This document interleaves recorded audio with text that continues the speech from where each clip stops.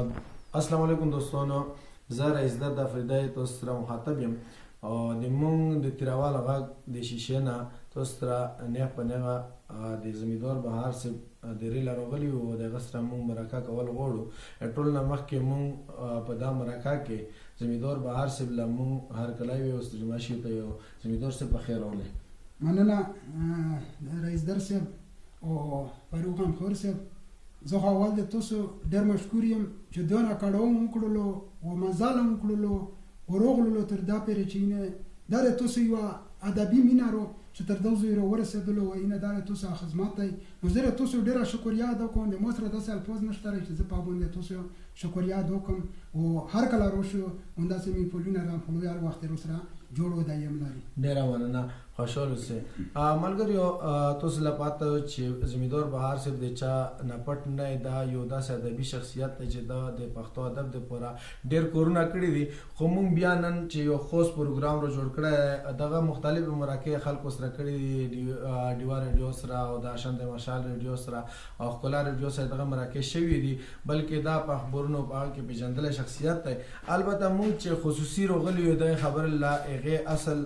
مقصد دا دی چې دغه یو تاریخي او داسې کور یې کړی چې یوه لویه خزانه یې ترلاسه شوې ده او هغه خزانه چې کوم ده د سیدنشاه استاذ د افریدي چې کوم ګنج دی او کوم دیوان دی هغه یې ترلاسه کړی دی. نو موږ د هغې په حوالې سره د هغه نه یو څو پوښتنې لرو او وړاندی سوال زه ته دا کول غواړم چې بهار صاحب تاسې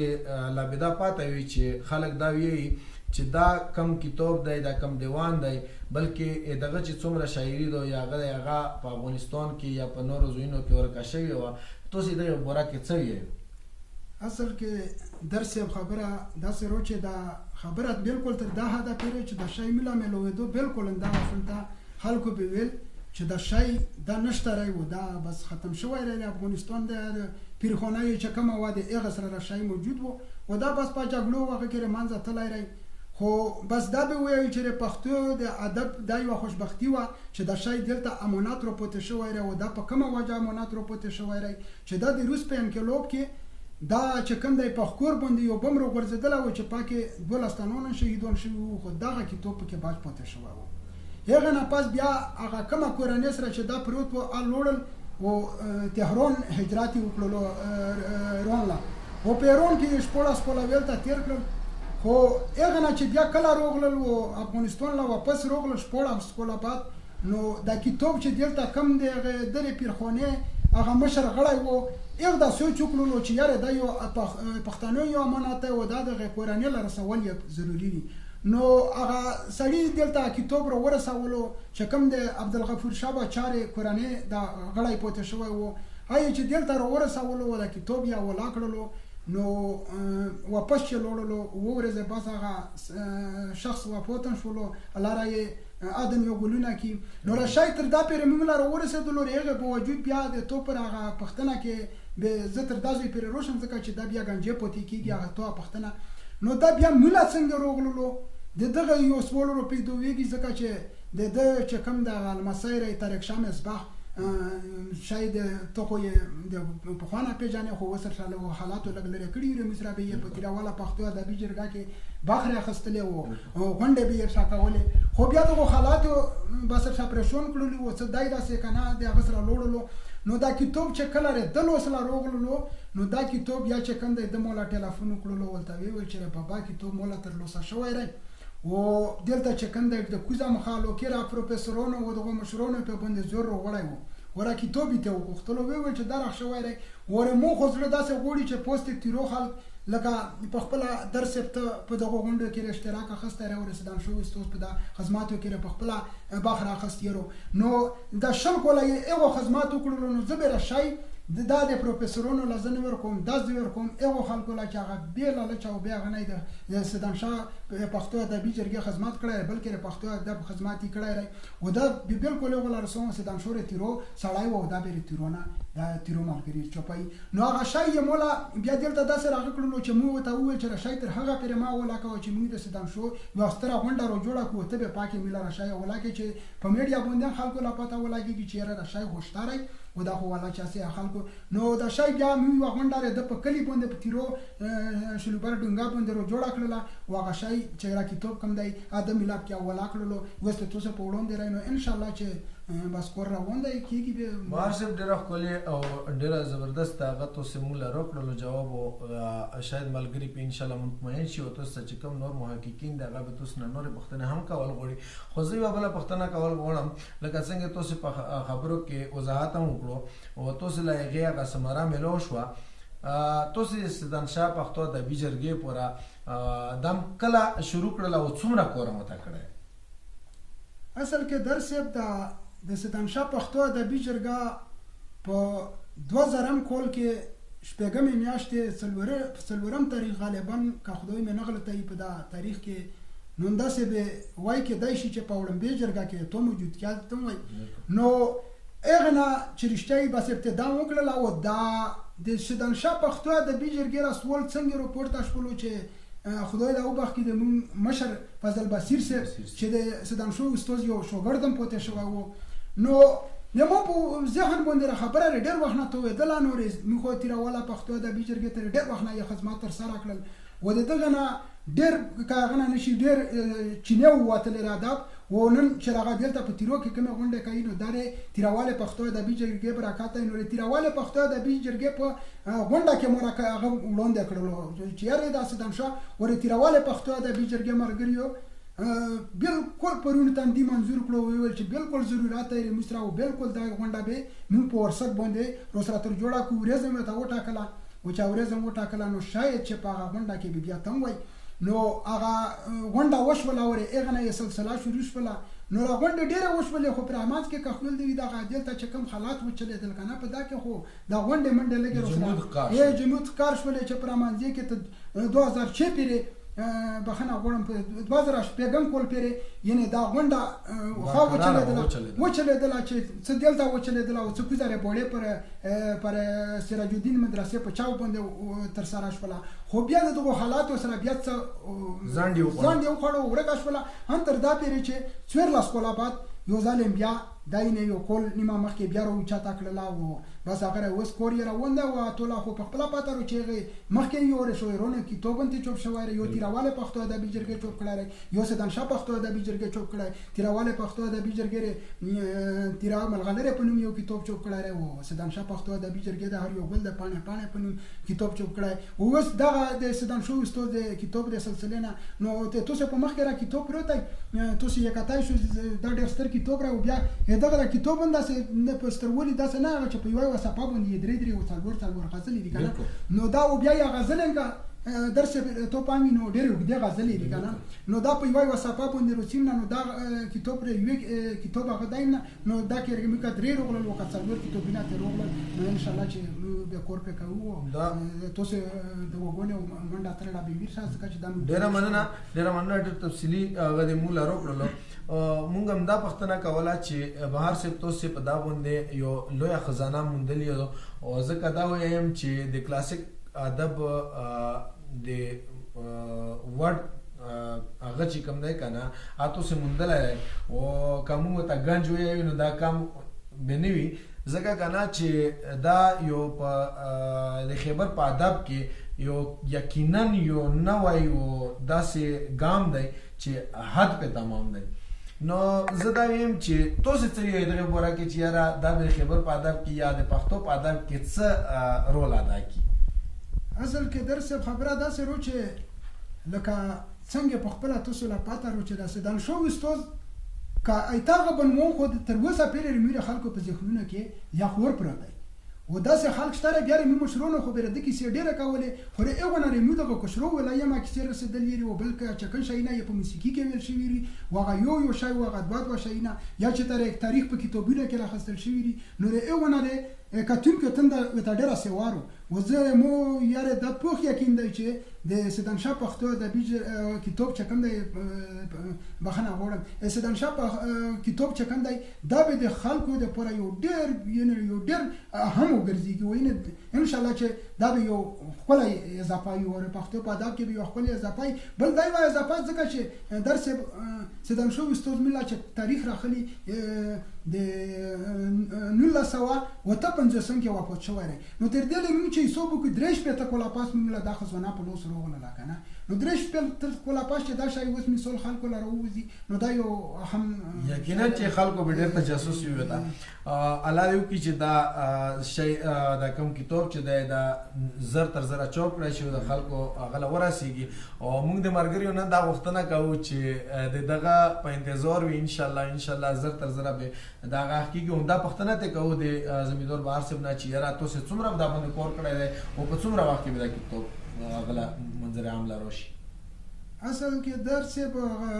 کتاب باندې مو کورس څنګه څه دا پر ورسه ولکن چې د غزلو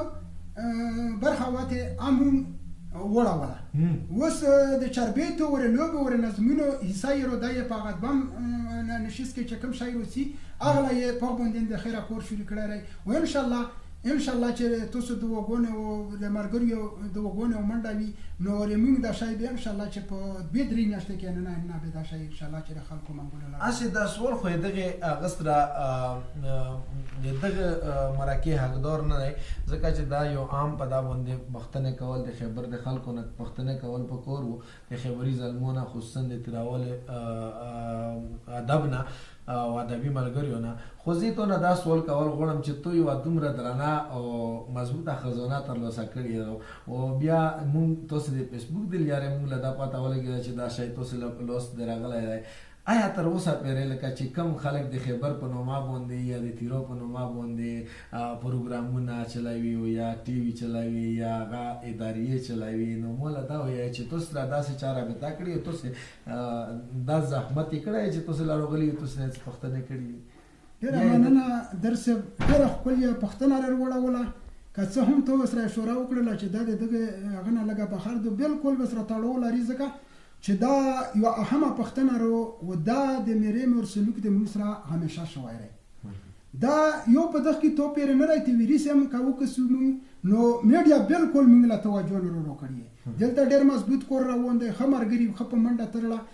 پوس خوښ کار کړي تورې پښتنه په ځواب کې چې دغه کې تو په حق لري تو نه چا څه پښتنه کړی بالکل دغه په هغه باندې مو سره چا تر اوسه پیر دا غنرو کړی چې یاره دا څنګه رته تر لوسه شو څنګه صبرای هغه بیا خبره وا چې هغه کوم کوس خلکو غوښتلو او هغه ینه پروفیسورونو او مشرونو غوښتلو هغه هغه شای اولان شو نن یې دلته پښتنه نه کیږي کله هغه پروفیسورونو ورسترو خلکو لوس لا ورغلای وای نو بالکل چې ملي به په باندې چلیدلای خونن د دلته چې کندای دی مینا د دښي پښتنه نه کیږي چې یاره کی ته کنځوي نه ورسېدلو وا ته خبره چلی نه لکه څنګه ریو چې موږ د فیسبوک ته لارې ته خبر شونه فیسبوک ته لارې نن سبا دا سوشل میډیا سره استعمالوي او خو ما خو ته خبر اسی یو څو لاندې پښتنې نورې کول هم غواړم دا خو ډېر لوی دیوان دی او ډېر لوی کورې کړی دی خو تو په نظر کې سیدان شاه اوس په چی شي باندې کور کړی او داسې کم صنفونه یې راوړي دي چې ته پې پوهېږې چې مطلب نه وایي و یا کلاسیکي ادب کې چې کم شی شوي دی هغه سیال شی نه یې لیکلي وي درس په کتاب راتوسه په مخ کې و په خپل لري پکې هغه صنفونه او سنتونه ونکتل نو سیدان شاه استاد خو چې په جندل شي د چربیت باندې ډېر مشهور دی ډېر به انتها مقبول دی نور هغه د تور دات په هغه کې به وایي چې ګوستم ویل چې غزل یې مو کتلم نو سسانی نه لري کنه واکي خبره رو چې غزل یې ډېر به انتخاب خو چې کله یې چربیت مو کوسو نو به هی په الله ستا باندې یې لګول یې رو کنه نو چربیت یې رسمون سره خبرې کوي نو په چربیت هغه باندې ډېر مضبوط ورغلای لوبا لیکل یې رو نظم یې لیکلای راي مرسیه یې لیکل یې بغته یې لیکل یې او غزل هغه خو یا ته په مخ کې هغه په غزم نظم نما غزل خو په خپل ولیدل چې په مخ کې پراتیر نو پر شاعري هغه کې صنف کې چې کوم لیول دی په ټولو یې کور کړای ته په مخ کې راځي ته وره کاتل ها ډیر مننه او ډیر خوشاله سي نو مونږ ان شاء الله په انتظار باندې او تاسو دا کړهول مونږ په او د زیار لا او د کار لا مونږ په درونه نظر کسو او د دا راتوي چې تر اوسه پرې تاسو سره په دا کې د مولي مرستو چې هغه کړای دی چې را مونږ به تاسو مولي مرسته وکړو یا به د دغه چوکولو کوم هغه چې رودرمي پانګوي هغه چا سره کړای دی کنه درس خبره دا سره چې اصل کې مونږ د شای بس تاسې په توکل سره مې ته زړه ایښی رای تر ننه پورې هېڅ چارې موږ سره مرستې نه یې لون کړی رای و نه یې ډوډر وکړی رای خو موږ مطمئن یو و بس په الله هم بروسه شته رای چې که څوک وکړي او که ونه کړي دا شی بیا انشاءالله چې تر سره و بیا تاسو په شونته مخلص ملګري همدغه په زړورتیا باندې موږ دا شی راخستی رای و دا به انشاءالله چې تر سره رسوو و دا ادبي ملګري به یې رسوي وړاندې خو په کور دو چې هغو خلکو له چې هغه واس داسې لري چې سره یې سره شاعر سړی دغه شي له ورخبر هم نشي او په دغه شي کې بانډه وخلي ځکه چې دا خو د یو نوم جوړېږي ځکه چې د په هغه کې پښتو ژبې لپاره دا یو ستر خدمات به وي چې مثال په دا کې مالي مرسته وکړي نور انشاءالله چې دا شی به موږ زر تر زره تر سره کوو انشاءالله.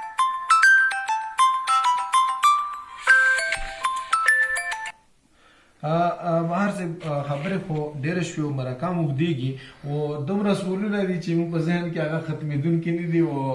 یو په بل پسې راپیدوېږي خو موږ دا ویلو چې لکه څنګه چې خبر ادب د میډیا د وجې نه پوته شوی یا موږ به دا وایو چې خصوصا پیرو چې پوته شوی ده نو آیا درته وایي چې اکیډمي ادبیاتو والا یا چې کوم د پښتو چې کوم سوسایټي دو یا غدي هغه دا حق نه جوړیږي چې یاره تاسو لا دا پانګې ډېر کې یا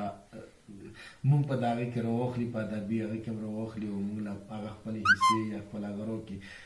تاسو څه وروړو دا درس مو خوره تو ولني سوال په ځواب کې دا خبره لا شورا وکړه چې موږ سره یو رمېره مر سلوک کیږي او تر سره کیږي کنه دا د موږ چې کوم مشرون زنه شتاج باندې لري او زنه واپچوي دي هغه سره دا غنه دی شوی هغه شی حق تلفي کړی نو نن خو ملا هغه ولاتي راځي بالکل کاته وین چې لیفت شکلین نه روکړای او لازمي د مخاک دی لازمي د مخاک ته ودا غوړم چې یاره دروشي د موږ د اساس مشرون پر بولاو په جمهوریت سیمه باندې پروتري او په خیبر او په تیرو باندې چې خپل مشرونم پروتري کای نو به هغه ګیلا نه وکړي خو چې هغه مشرونم وظیفه مقرره شوی وای هغه قدردانی شوی وای خو دې هغه سره تر اوسه پورې هغه شی نه شوی پښتو ادبیاتو طرفه نو موږ په دغه شی باندې برپور ګیلمن نه یو ګیلمن نه چې ویرا ګیلا بالکل په زیرو هر څه په خيري یک یو هغه چې خلکو لا څه پیغام ورکول غوړي او څه تاسو پېښ کول غوړي اصل کې درس خبره دا سره چې مرګري ټول مرګري ولا په خوستوګه بیا زده ادب مرګري ولا او په خوستوګه باندې خیبر د ادب مرګري ولا دا وایم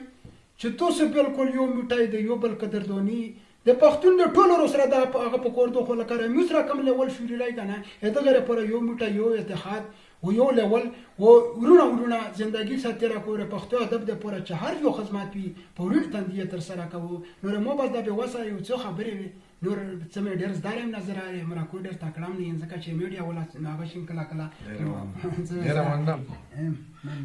ډېر مننه ملګریو تاسو خبرې اورېدل سولنه اورېدل موږ سولنه کمزوري وو بهر څه خبره ډېر خوږې وي موږ دا خبره په دا هغه باندې روغونډول غوړو چې بهر څه موږ لا د کتاب مخاطنه یعنی موږ لا کتاب په خپل لسونو باندې موږ لا روخی اولی چې موږ لا مخپونی روخی چې کما د هغه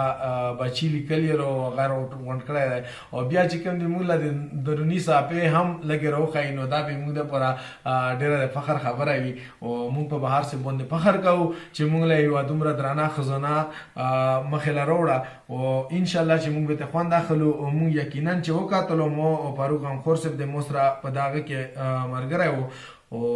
زه د خپل مرکه په دا باندې د خپل خبره په دا باندې ختمول غواړم ډېر مننه ان شاء الله د بیا پوره به موږ د نور مرګریو سره حاضرېګو د خدای په امان دا د موږ سره فاروق هم خورسب وو د یو څو لمحې د دغه هم د کسبندي کول غوړو ډېر مننه خوشحال و آباد اوسه